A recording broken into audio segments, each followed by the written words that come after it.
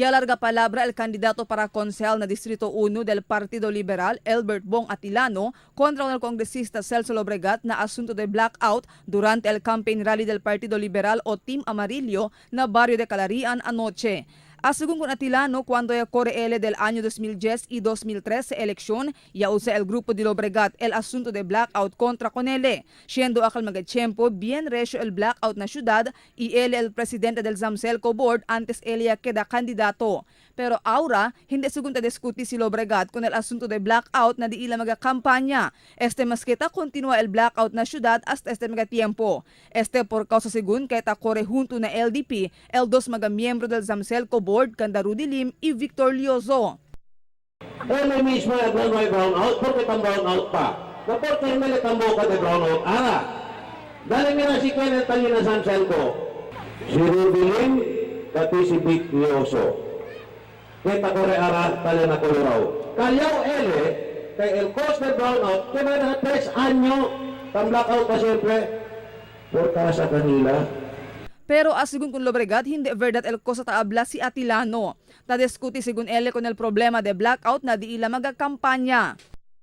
Pues, taman mention yo, habla ganillo, el hielo bien wishy-washy, pati inconsistent, como te habla yo.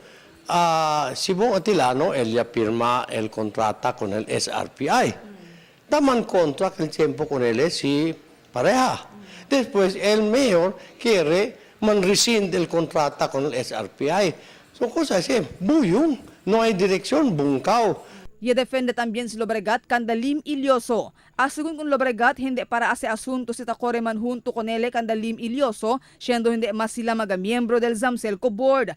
Por eso no es según basehan el cosa tapega kontra kanila si Atilano. ¿Por qué? Hindi ba takore también kanila, el presidente de Zamcelco, cosa al issue? Mientras tanto, un contestasyon también el envía si Lioso na news team por medio del un text message con el cosa y habla si Atilano. Según kun Lioso, hindi mas ele miembro del Zamcelco Board del marzo 20 sa ISPA. Talyeba también según sila di ila particular generator set si taman campaign rally sila. Ya se papasa na broma si Lioso con este asunto, hablando que kalbo ya ele, pero hindi ele embustero. Si Lim ya cada miembro del Zamcelco Board por 3 años, mientras si Lioso ya cada miembro del Zamcelco Board por 2 años. Y asali lang sila na trabaho cuando corre sila para Mayo eleksyon. Marifita Mayo, Dateline Zamboanga.